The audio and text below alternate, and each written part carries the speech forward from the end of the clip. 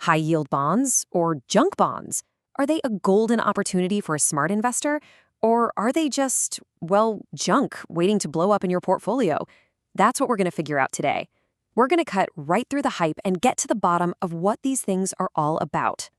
So let's start with the name, or names, I should say. On Wall Street, the term is high-yield bond. I mean, that sounds pretty great, doesn't it? High yield. But what do most people call them? Junk bonds. Right there, that tells you everything you need to know. That one difference perfectly sums up the two sides of this coin. You've got this huge potential reward, but it comes with some serious risk. Okay, so let's get official for a second. What exactly is a high-yield bond? Well, think of it like this. It's basically an IOU from a company that credit rating agencies have flagged as, let's say, a bit of a gamble. You know, it could be a newer company trying to grow fast, or maybe an older one that's hit a rough patch. To get you to lend them money, they can't just offer you a tiny interest rate. No way. They have to sweeten the deal with a much higher payout than you'd get from, say, a super safe government bond. And that's the key takeaway here. That high yield you're getting, it's your compensation for taking on that extra risk. Okay, so we've established the risk, but now let's talk about the fun part. The first side of this double-edged sword, the incredible appeal of that high yield. I mean, what is it that makes investors so interested in these things? You know, it really comes down to one simple thing: income. In a world where your savings account might be giving you next to nothing, the idea of getting a strong, steady stream of cash flowing into your account is, well, it's really, really appealing, especially if you're an investor who's trying to live off that regular income. And just look at the difference here. It's not small. A super safe government bond might pay you, 3% a year? But a high yield bond? That could be paying out 7%, maybe even more. When you think about that difference compounding over time, yeah, you can see why that gets people's attention. But hold on, it's not just about the interest payments. There's actually a second way you can make money.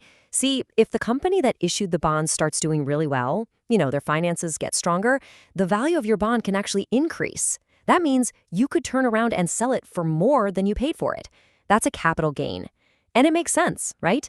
The success of these companies is often tied to the broader economy. So these bonds tend to do pretty well when the stock market is up and the economy is expanding. Okay, so we've seen the shiny side of the coin, the allure, but we can't forget that other name, junk. So now let's flip it over and look at the sharp edge of the sword. Let's talk about the risks, because they are very, very real. The risks pretty much fall into three big buckets. The first, and honestly the most important, is what's called default risk. The second is how sensitive they are to what the economy is doing. And the third is something called liquidity risk. So let's tackle these one by one. All right, default risk. This is the big kahuna. It's the chance that the company you loaned your money to just can't pay it back. They go bankrupt, they run out of cash, whatever. If that happens, you could lose a chunk of your investment, or maybe even all of it. That right there is the price of admission for chasing that high yield. Next up is economic sensitivity. Look, these bonds are kind of like a barometer for the economy. When things look like they're heading for a recession, fear just floods the market.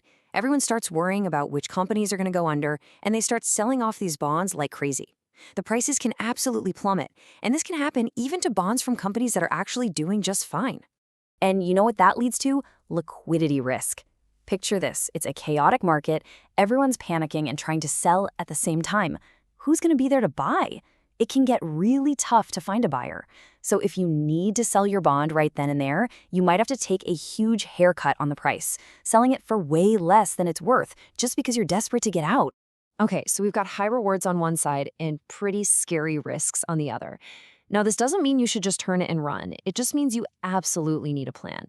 So how do you approach these things like a smart investor? First things first, you gotta have the right perspective. These bonds are not the foundation of your portfolio. No way. They're not the safe, sturdy bricks you build your financial house with. Think of them more like the high-octane engine in your sports car. It's the aggressive part, a smaller, carefully managed slice of your portfolio that's there to boost returns, while the majority of your money stays parked in safer stuff. And this leads us to maybe the most important rule of all. Don't put all your eggs in one basket. Seriously. Don't go all in on a single junk bond. If that one company goes belly up, you could get completely wiped out. The much smarter way to do it is through a fund or an ETF. Why? Because that fund spreads your money across tons, maybe hundreds of different bonds. So if one or two companies fail, it's just a small ding, not a catastrophe for your whole investment. That, my friends, is diversification. So when is the right time to use this tool? Because that's what it is, a tool for a specific job. Well, they tend to really shine when the economy is stable and growing. That makes sense, right? Because even the riskier companies are doing well and are way less likely to default.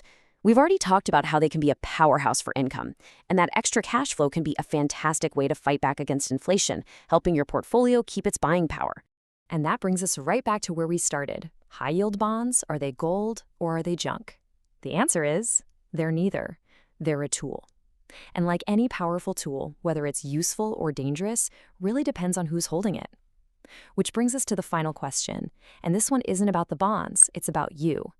To get those higher returns, how much risk are you personally willing to take on?